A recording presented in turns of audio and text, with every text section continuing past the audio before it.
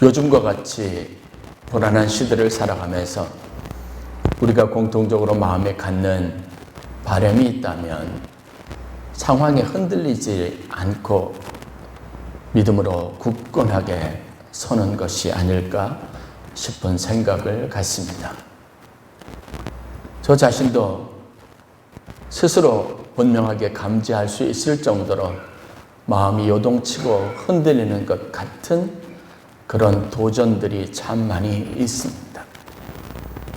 매일같이 하나님 앞에 기도하면서 하나님 이러한 상황 속에서도 흔들리지 않는 믿음, 여전히 우리의 내일과 미래가 소망 있는 날이 될 수 있도록 은혜를 베풀어 달라고 늘 간절한 마음으로 기도하고 있습니다.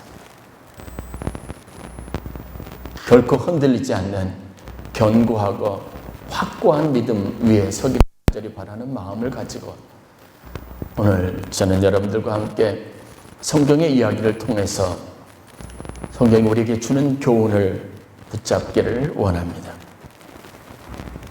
이스라엘 왕들에 대해서 기록하고 있는 열왕기하와 역대기서의 내용들을 읽으면 이스라엘의 죄에 대해서 언급하시는 하나님의 말씀, 메시지를 우리가 볼 수 있게 됩니다. 특별히 주목할 것은 이스라엘의 백성들의 삶이 두 갈래로 나누어지고 있다는 사실들입니다. 이 백성들의 삶이 특별히 또 왕들의 행적과 밀접한 연관관계를 갖습니다. 다윗의 길과 여로보암의 길이라고 하는 독특한 이 두 갈래의 삶을 성경이 우리에게 보여주고 있는 겁니다.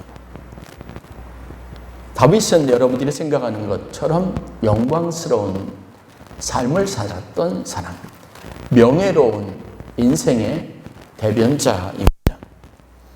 그 다른 대척점에 있는 사람이 누구냐면 바로 여로보암 왕이라고 하는 사람입니다. 여로보암의 길이라고 하는 표현이 성경에 그래서 많이 기록이 되어져 있습니다.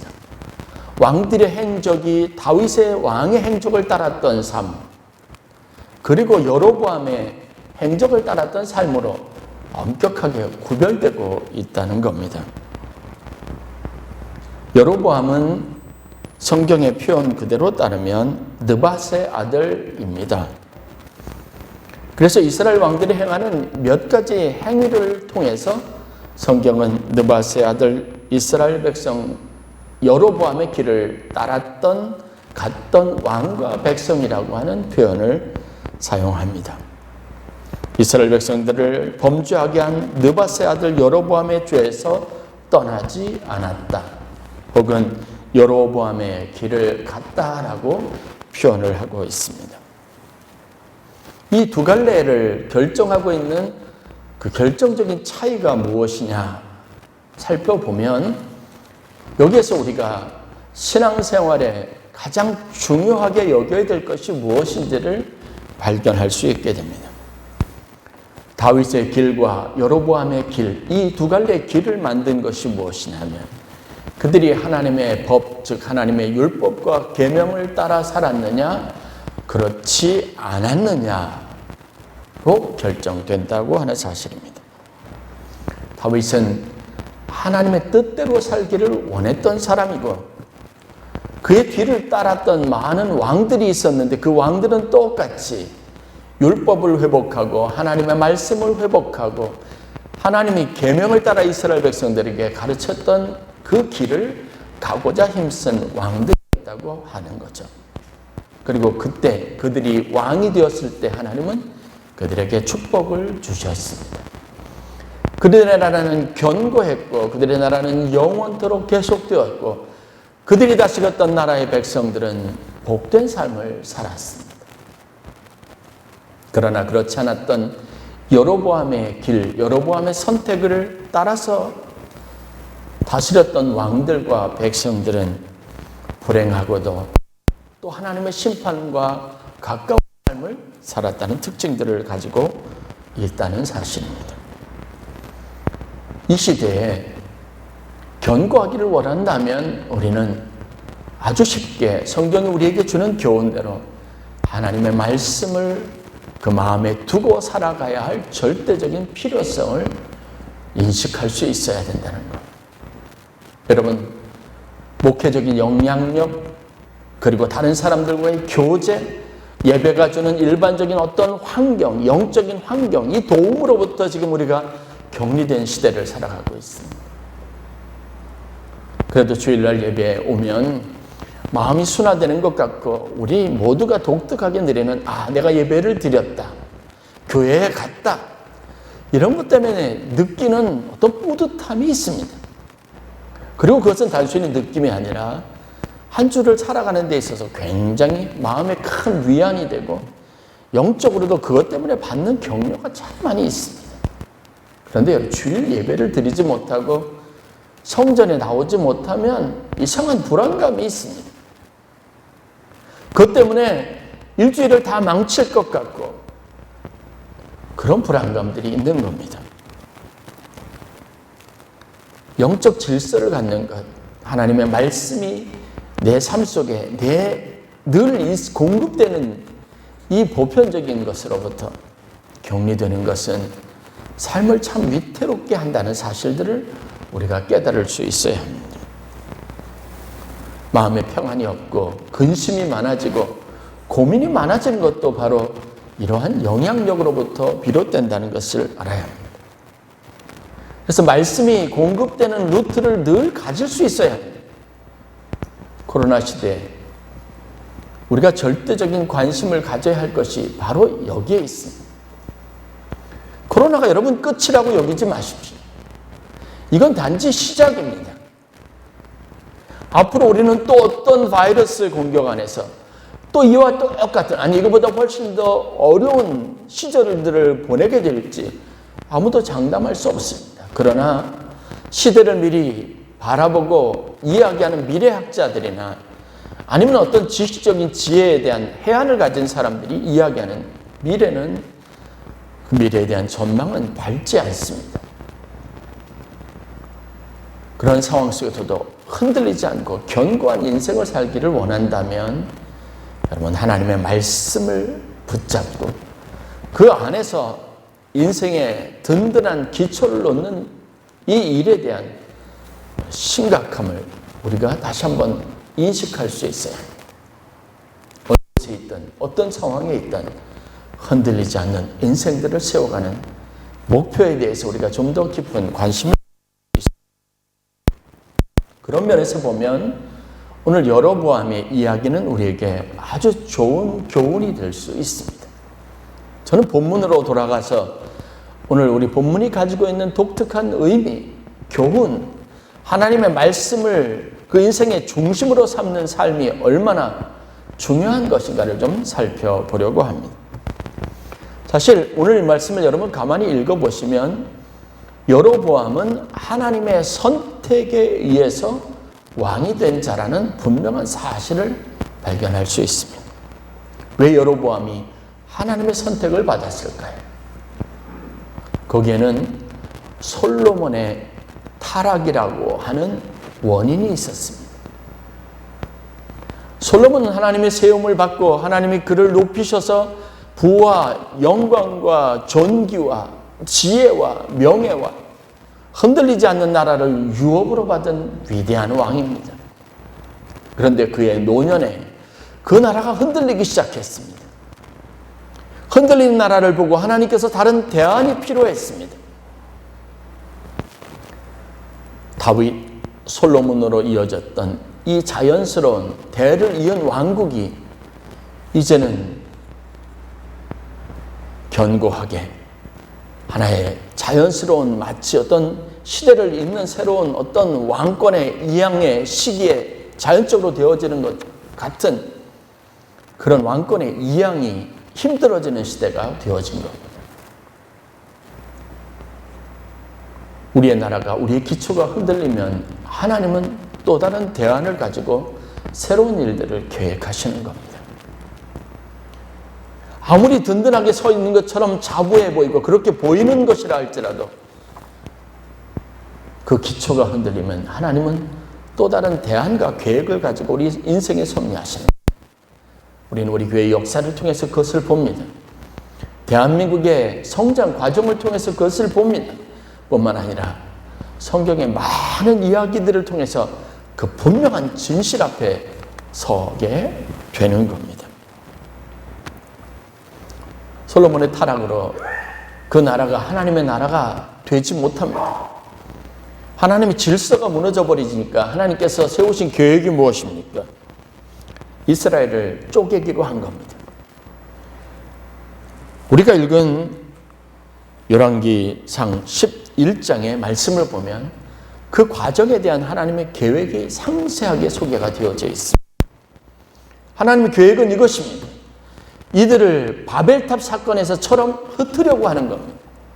왜냐하면 이들의 교만이 하늘을 찌르고 이들이 그것 때문에 교만하게 될 때 하나님 없이 그들의 인생이 얼마나 승승장구할 수 있을 것인가라는 잘못된 선례를 가질 수 있기 때문에 그렇습니다.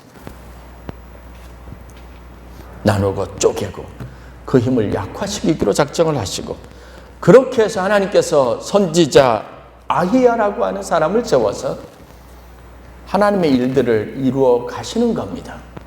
그때 실로 사람이었던 선지자 아히야가 이제 하나님의 말씀을 대언해서 예언하는데 그 예언을 받았던 사람이 바로 여로보암입니다.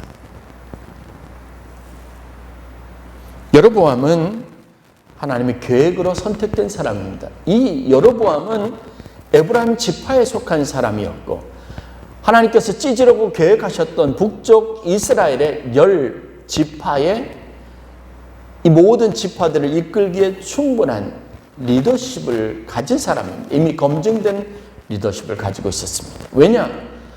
이는 솔로몬 때 솔로몬의 명을 받아서 건축자로 감독관으로 세움을 받았는데 이 사람이 젊은 사람들을 이끌고 그 어려운 성을 건축하고 무너진 데를 수축하는 데 탁월한 리더십을 발휘한 경험이 있었기 때문에 그렇습니다.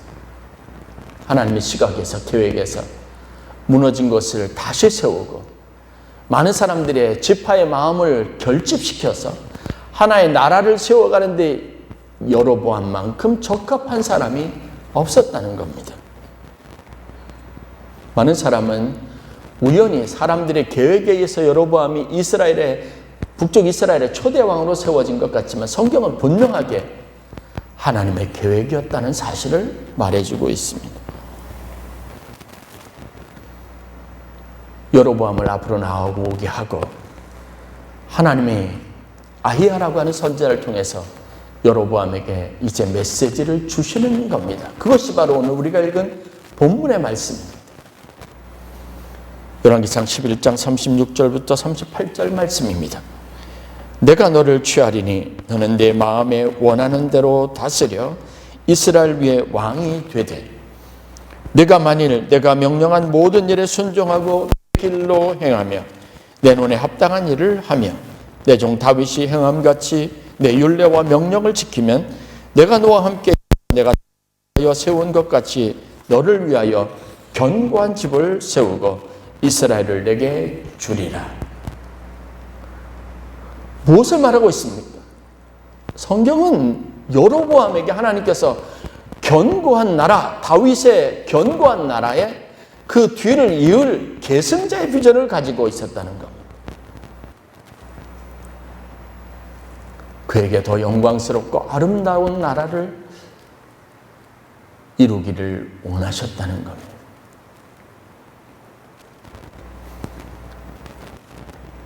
저는 이 과정에서 성경 전체에 흐르는 하나님의 섭리에 대한 것을 묵상할 수 있었습니다.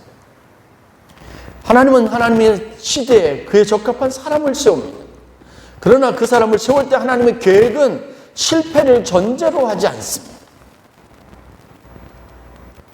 하나님은 교회에서 사람들을 세우고 일꾼을 세울 때도 하나님의 교회의 목회자를 세울 때도 실패한 것을 전제로 해서 계획을 세우지 않습니다. 하나님은 완전한 계획을 가지고 그 모든 것을 이끌어 가시는 겁니다. 장로님을 세울 때도 그에게 적합한 일꾼으로 세우시는 겁니다. 목회자를 세울 때도, 여러분 반주자를 세울 때도, 하나님의 교회 일꾼을 세울 때도 마찬가지입니다. 나름대로 계획을 가지고 그 일에 적합한 사람을 하나님이 선택하시는 겁니다. 아브라함도, 야곱도, 요셉도, 이삭도, 다윗도, 모세도 마찬가지입니다. 모세는 애초에부터 하나님이 고별하여 세운 인물입니다. 그러나 우리가 아는 것처럼 그의 생애에서 실패했던 나날들에 대한 기록을 발견합니다. 다윗도 마찬가지입니다. 요셉도 마찬가지입니다. 야곱도 마찬가지입니다. 그 상황들에서 우리는 하나님의 계획이 마치 실패한 것처럼 절망할 때가 있습니다. 그렇다고 해서 하나님의 계획이 그릇됐다, 불완전했다라고 말할 수 없습니다. 오늘 여로보암을 세우면서도 하나님은 그에게 영광스러운 하나님의 나라에 대한, 다윗의 뒤를 이을 아름다운 나라에 대한 계승자로서의 하나님의 계획을 분명하게 말하고 있습니다.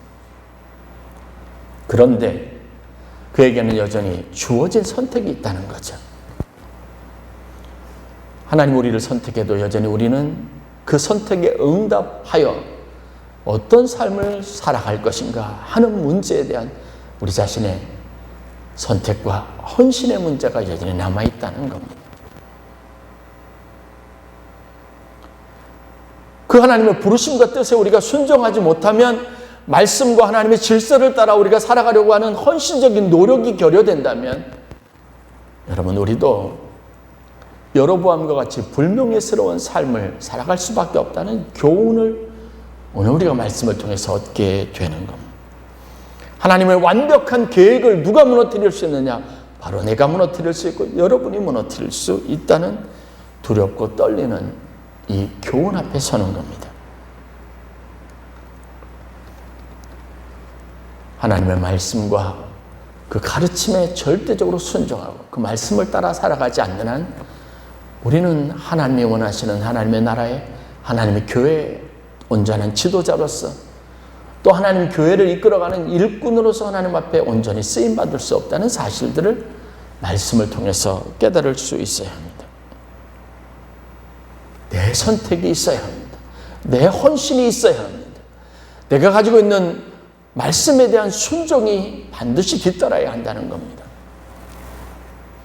여로보암은 무엇을 선택했습니까? 하나님의 계획은 완전합니다. 오늘 우리가 보는 것처럼 하나님이 그가 이렇게 하기만 한다면, 즉 순종하고 내 길로 행하는 것, 내 눈에 합당한 일을 하는 것, 그 선택을 한다면 하나님은 다윗의 행함같이 내 율례를 행하는 그에게 영광스러운 나라를 주시겠다고 말씀하신 겁니다. 그런데 여로보암은 그 길을 따르지 않았습니다. 이어지는 열왕기상 12장부터 이어지는 길을 보십시오. 그는 시작부터 하나님의 뜻을 따르지 않았습니다. 우리가 성경에서 보는 여로보암의 선택은 다음에 세 가지로 요약할 수 있습니다. 첫 번째, 왕이 된 이후에 여로보암은 가장 먼저 에브라임 산지에서 자신의 나라를 10지파를 주 앞에서 선포하고, 그는 자신의 안전과 힘을 확보할 건축 감독관답게 에브라임 산지에 세겜을 건축하고 분회를 건축했다라고 기록하고 있습니다. 세겜성이 만들어진 겁니다. 성지순례 때 방문했던 기억이 있습니다. 구릉지가 많은 곳에, 그 중심에서 다른 많은 여러 지방, 사방, 동서남북 많은 것을 내려다볼 수 있는 지리적으로 위치적으로 좋은 여건, 그곳에다가 견관성을 만들고 자기의 나라를 만들었습니다. 다윗에 비해서 결정적인 차이가 있는 거죠. 다윗은 하나님의 성전을 먼저 건축하기를 원했습니다. 그 노력은 무엇을 보여주는 것이냐면, 이 나라는 나의 나라가 아니라 하나님의 나라라고 하는 신앙적인 고백이 그에게 분명하게 있었기 때문에 그렇습니다. 많은 사람들이 자기의 위치와 자기의 힘을 견고하기 위해서 내 자신을 중심으로 한 사람들의 모임, 그 공동체를 형성하려고 하는 어리석은 노력을 기울입니다. 그러나 여러분, 진짜 견고한 나라, 안전한 나라는 하나님이 세워주신다는 사실을 믿으시길 주의 이름으로 간절히 축원합니다. 인간적인 노력이 수반되는 것은 늘 언제나 허물어지게 되어져 있습니다. 그것은 취약하게 되어져 있습니다. 두 번째, 여로보암이 했던 잘못된 선택은 뭐냐면, 백성들이 절기 때가 되면 예루살렘으로 올라가는 것이 성경의 가르침이고 율법과 그들이 가지고 있는 공동체가 가지고 있는 규약이었습니다. 그런데 여로보암이 고민에 빠졌습니다. 최소한 이스라엘의 큰 절기가 3번 있는데 이 절기 때마다 이 백성들이 예루살렘으로 다 올라갈 것을 생각하니까 갑자기 불안해지기 시작하는 겁니다. 아무리 남쪽 왕국 르호보암에 의해서 세워진 왕국이 취약하고 연약한 것이라 할지라도 이들이 예루살렘 성전에 올라가서 그 성전을 보고 그곳에서 절기를 보내고 오면 그들의 마음이 르호보암에게 돌아설 것을 염려한 겁니다. 이것이 불안해서 견딜 수가 없었습니다. 아무리 든든한 세겜성을 가져도 불안감을 떠치지 못하는 거니까요. 여로보암의 나라는, 하나님이 세워주신 나라는 불안했습니다. 흔들립니다. 견고하지 못했습니다. 하나님을 의지하는 마음이 없으면 여러분, 코로나 이후의 아멘교회의 미래는 불안해서 견딜 수가 없습니다. 그것이 목회자로서 그럼 제가 가질 수 있는 연약함일 수 있습니다. 불안합니다. 그렇게 나오지 못했던 교회들, 성도들이 교회를 떠나면 어떨까? 교회가 여러 가지 흔들리면 어떨까? 그게 실존적인 고백입니다. 하나님을 의지하는 마음이 사라지고 인간적인 모든 생각들을 그것으로 가득 찬 마음을 가지고 살아가는 한 이것을 떨쳐보낼 수 없습니다. 여로보암이 그랬습니다. 그래서 그가 한 어리석은 선택이 뭔지 아십니까? 금송아지를 둘을 만든 거예요. 하나는 베델에 두고 하나는 가장 북쪽이었던 단에 두었습니다. 그리고 사람들의 편리주의, 게으른 마음에 부채질을 합니다. 여러분, 이 금송아지가 있는 베델과 단에서 이것이 하나님입니다. 여러분들이 예배하도록 하나님께 쌓은 번제물이고 번제단입니다. 예루살렘으로 올라가지 말고 여러분들이 가까운 곳에 가서 그저 편안하게 예배하십시오. 하나님을 만나십시오. 금송아지를 하나님으로 대체한 겁니다. 광야에서 하나님이 이 일을 얼마나 분노하셨는지 여러분 잘 알 겁니다. 여로보암이 아무런 가책 없이 이 일을 이스라엘의 제도화로 만든 겁니다. 사람들이 게으른 심령. 예루살렘에 올라가지도 않고 주위에 가까운 곳에 쉽게 예배 드릴 수 있는 것, 그런 곳이 생겼으니 얼마나 좋겠어요. 저는 그런 생각을 해봅니다. 주일날 우리가 성전을 찾는 것은 번거로운 일입니다. 참 많은 준비가 필요합니다. 1시간 예배를 위해서 우리가 드려야 되는 많은 시간이 있어야 됩니다. 준비가 있어야 합니다.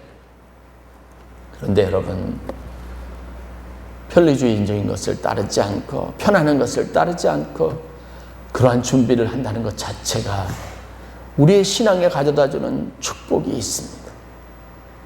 준비하려고 하는 마음, 먼 것을 오가는 마음, 정성, 이것이 여러분 우리의 삶에 가져다주는 긍정적인 요인들이 있습니다.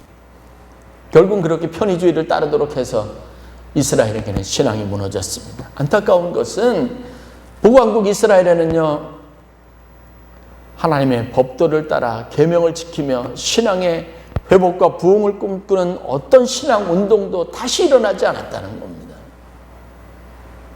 왜냐? 그들이 갈 곳이 없어졌기 때문에 그렇습니다.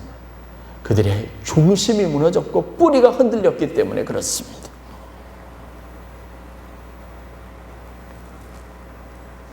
여로보암의 죄가 바로 이겁니다. 여로보암의 죄는 이스라엘 백성들, 하나님의 백성들을 그릇된 길로 인도한 것에 있습니다. 마지막 세 번째는 뭐냐면, 여로보암에서 산당을 짓고 율법에서 정하는 규칙에 의해서 레위 자손이 아닌 일반 백성들 중에서 제사장들을 세워서 분향하는 일, 이스라엘 백성들이 하나님 앞에 번제를 가지고 나올 때 그 번제를 가지고 하나님 앞에 제사를 드리는 일을 대신하게 했다는 것. 왜 그랬을까요? 그의 마음에는 하나님이 없었기 때문에 그렇습니다. 하나님이 없다는 것은 그가 최소한도로 그런 신앙적인 양심, 우리가 오랫동안 지켜왔던 말씀과 법과 계명과 신앙의 습관과 예전을 따르려고 했던 그 어떤 헌신도, 노력도, 양심의 가책도 갖지 않았다는 것에 있습니다.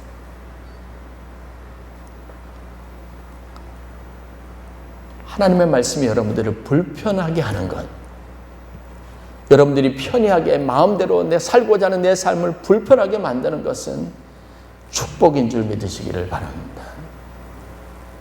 주의를 성수해야 된다는 거룩한 부담을 갖는 것은 여러분, 우리 신앙생활에 놀라운 축복입니다. 여로보암은 이 모든 것으로부터 이스라엘 백성들을 분리시켰습니다. 그들이 가질 수 있는 최소한의 영적인 기회, 그들이 양심을 찌를 수 있는 말씀의 도전을, 그 기회를 완전히 박탈한 어리석은 왕이 되었던 겁니다. 그는 하나님의 약속의 말씀을 받았음에도 불구하고 말씀대로 행하지 않았습니다. 명령한 모든 일에 순종하는, 그 길로 행하는 기회, 그리고 하나님 눈에 합당한 일을 행하는 삶을 살도록 하는 기회를 다 버렸습니다. 결국은 이스라엘에 있었던 종교는 야훼 신앙, 하나님을 믿는 참된 신앙이 아니라 유사 종교였습니다.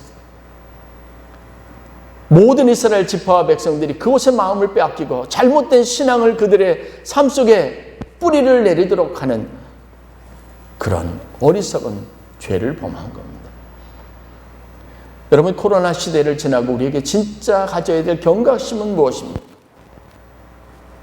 바로 우리가 기존에 가지고 왔었던 모든 노력들, 경각심, 하나님 앞에 품었던 많은 신앙적인 질서가 무너지고 새로운 질서가 우리에게 다가올 때 우리가 과연 믿음의 뿌리를 온전히 가지고 믿음의 온전한 신앙을 가질 수 있겠느냐는 도전입니다. 다음 세대에 대한 우리의 염려는, 불안은 바로 여기에서부터 비롯되는 겁니다. 아이들이 예배드릴 수 있는 기회를 잃어버리고 아이들에게 그냥 편리한 신앙을 갖도록 방치했던 것이 오늘 이 시대에 우리가 가지고 있는 위기를 가져오는 겁니다. 하나님의 말씀을 마음에 두기를 싫어하고 말씀이 내 마음을 흔들고 내 마음을 부담스럽게 하는 이 근본적인 도전이 여러분들에게 감각적으로 사라져버리는 그 일에 대한 위기를, 그 위기심을 여러분들이 경각심으로 갖기를 주의 이름으로 간절히 축원합니다. 교회는 누구의 교회가 아닙니다. 하나님의 교회입니다. 신앙은 나의 신앙이 아닙니다. 하나님을 신앙하는 것이어야 합니다. 교회가 어떤 정체성을 가질 때 이것이 여러분 사람들이 모여서 회의하고 그래서 우리가 이런 정체성을 갖자고 그래서 만들어지는 것이 아니라 교회의 정체성은 철저하게 하나님의 말씀에 뿌리를 둘 수 있어야 합니다. 자신의 경험에 근거를 둔 사람들의 목소리가 주장이 높아지는 교회가 아니라 하나님의 말씀이 선포되고 그 말씀에 따르려고 하는 헌신이 뿌리를 이루고 기반을 이루는 교회가 진짜 참된 교회라는 것을 알아야 합니다. 하나님이 솔로몬에게 주신 축복이 놀라운 겁니다. 초기 그는 하나님의 축복을 받은 나라를 다스리는 왕이었습니다. 그리고 그는 성공하였습니다. 그 비결이 무엇입니까? 그런 솔로몬이 왜 후반기에 실패한 왕이 됐을까요? 초기에 솔로몬의 삶을, 그가 하나님의 축복을 받게 된 과정을 살펴볼 필요가 있습니다. 아버지 뒤를 이어서 왕이 되었을 때 성경이 보는 기록은 솔로몬은 굉장히 두려웠습니다. 아버지와 같은 왕이 될 자신이 없었습니다. 그래서 열왕기상 3장에 보면 그가 기브온 산당에 올라가서 1,000번제를 드립니다. 왜 1,000번제를 드렸을까? 성경이 기록하고 있는 것은 분명합니다. 열왕기상 3장 7절부터 8절로 이어지는 말씀을 보면 이런 기록이 나옵니다. 나의 하나님 여호와여, 주께서 종으로 종의 아버지 다윗을 대신하여 왕이 되게 하셨사오나 종은 작은 아이라 출입할 줄 알지 못하고 주께서 택하신 백성 가운데 있나이다. 그들은 큰 백성이라 수요가 많아서 셀 수도 없고 기록할 수도 없사오니 누가 주의 이 많은 백성을 재판할 수 있사오리이까. 1,000번제를 드리면서 다윗이 하나님 앞에, 이 솔로몬이 하나님 앞에 기도한 제목입니다. 그때 이 고백을 가만히 살펴보면 그는 굉장히 두려웠습니다. 떨렸습니다. 내가 과연 이 일을 잘 감당할 수 있을까? 내가 왕으로서 훌륭하게 이 임무를 다 수행할 수 있을까? 그래서 종이라는 표현을 씁니다. 작은 아이라고 표현을 씁니다. 이 고백 안에 어디서 자신감은 찾아보기 어렵습니다. 그런데 그랬기 때문에 그는 1,000번제를 드리면서 하나님이 지혜를 주시기를, 하나님이 다스릴 수 있는 마음을 주시기를, 연약한 마음, 이 위축된 마음에 자신감을 주시기를 위해서 기도했고, 그것 때문에 1,000번의 번제를 하나님 앞에 쌓았던 겁니다. 두렵고 떨리는 마음, 겸손한 마음, 간절함, 그게 초기 솔로몬의 모습이었습니다. 그 마음이 1,000번제를 드리게 한 겁니다. 놀라운 것은 하나님께서 이런 솔로몬의 기도를 들으셨습니다. 그래서 꿈속에 나타나서 말씀하십니다. 내가 네게 무엇을 줄고 너는 구하라.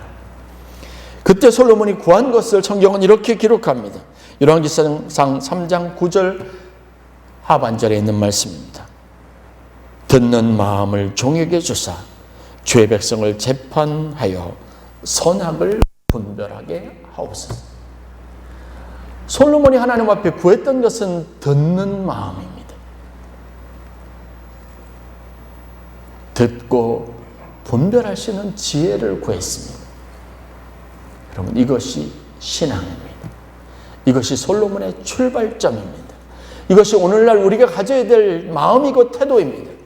왜 하나님의 말씀을 멸시합니까? 하나님의 말씀을 그 마음에 두기를 싫어합니까?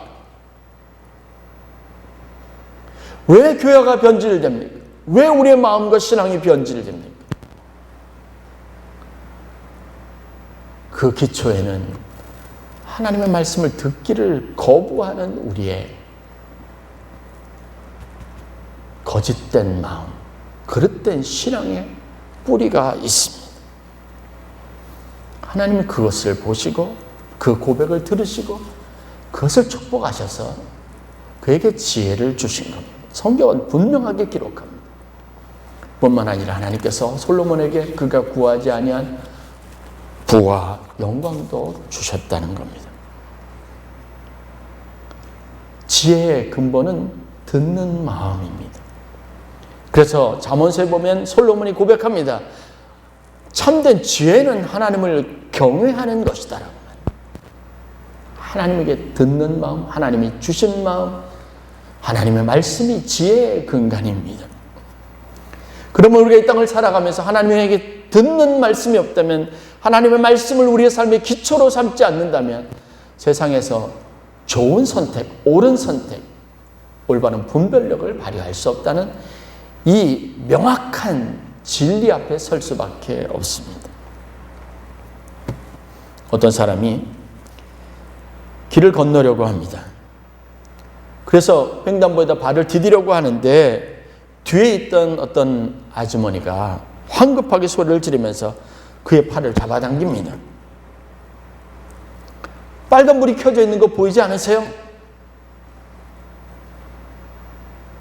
순간적으로 발걸음을 멈췄습니다. 보니까 빨간불이 켜져 있는 거예요.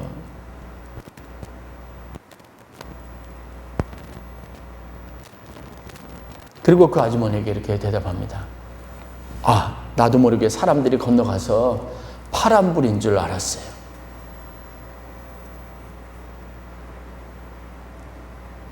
여러분, 우리 인생이 이와 같을 경우들이 참 많이 있습니다. 이런 면에서 우리가 경계심과 경각심을 잃어버릴 때가 참 많습니다. 사람들이 다 그렇게 한다고 해서, 사람들이 그렇게 건너간다고 해서, 많은 다수의 무리가 그렇게 한다고 해서 나도 습관적으로 그게 옳은 것인 줄 알고 따라갈 때가 있습니다. 그러나 우리의 행위를 결정하고 우리의 선택을 만드는 것은 그린 라이트 혹은 레드 라이트, 법에서 정하고 세상적인 질서가 가지고 있는 하나님이 말씀하시는 말씀의 신호등이어야 하는 거죠. 어느 순간인가 이 감각을 잃어버린 것이 문제가 될 수 있습니다. 그게 우리를 편리주의를 따라가게 만들고 우리로 하여금 하나님과는 거리가 먼 관계없는 결정을 하게 만드는 요인이 될 수 있습니다. 교회도 자연스럽게 그렇게 변질될 위험성이 있습니다. 역사 속에서 참 많은 사례들을 봅니다. 우리 개인의 경험에서도 마찬가지입니다. 신앙생활을 하면서 가장 예민해져야 되는 부분이 있다면 바로 이겁니다. 저는 코로나 시대가 지나고 또 다른 미래가 열리고 이것이 끝이 아닌 또 다른 위기의 때가 오더라도 다윗이 고백했던 것처럼 하나님 그 마음의 중심에 두고 시냇가에 심기운 푸른 나무와 같이 하나님의 말씀의 공급이 이루어지는 삶을 사는 한 우리의 집은 무너지지 않습니다. 견고합니다. 코로나 시대에 우리가 힘써야 할 것이 뭔지 아십니까? 코로나 상황이 아니에요. 사회적 거리두기가 몇 단계에 있느냐가 아닙니다. 내가 하나님께, 하나님의 말씀에 내 삶의 뿌리를 두고 그것으로부터 오는 공급의 축복을 누리고 있느냐 아니냐를 점검해 봐야 하는 겁니다. 그것이 있다면 하나님의 약속대로 견고한 다윗에게 약속했던 나라, 다윗에게 약속했던 교회의 축복, 공동체의 축복, 삶의 축복, 기업의 축복, 가정의 축복을 누릴 수 있다는 사실을 기억하시길 주의 이름으로 간절히 축원합니다. 우리가 얻는 교훈은 분명한 두 가지입니다. 하나님의 말씀과 가르침에 기반을 두지 않는 삶은 신앙의 삶이 결코 될 수 없습니다. 그리고 두 번째, 우리가 흔들리지 않고 견고하기를 원한다면 하나님의 말씀의 공급이 끊이지 않아야 된다는 이 분명한 사실입니다. 견고하고 흔들림 없는 인생이 저와 여러분들의 인생이 되기를 주의 이름으로 간절히 축원합니다. 그 공급이 끊이지 않는 교회, 공동체, 그것에 대한 거룩한 부르심과 헌신이 우리의 고백이 될 수 있기를 주의 이름으로 간절히 축원합니다. 최소한 우리가 코로나 시대를 살면서 매일같이 애쓰고 노력하는 노력이 있다면 그것은 오늘 내게 들려주시는 하나님의 말씀을 듣고자 하는 것이 될 수 있기를 주의 이름으로 간절히 축원합니다.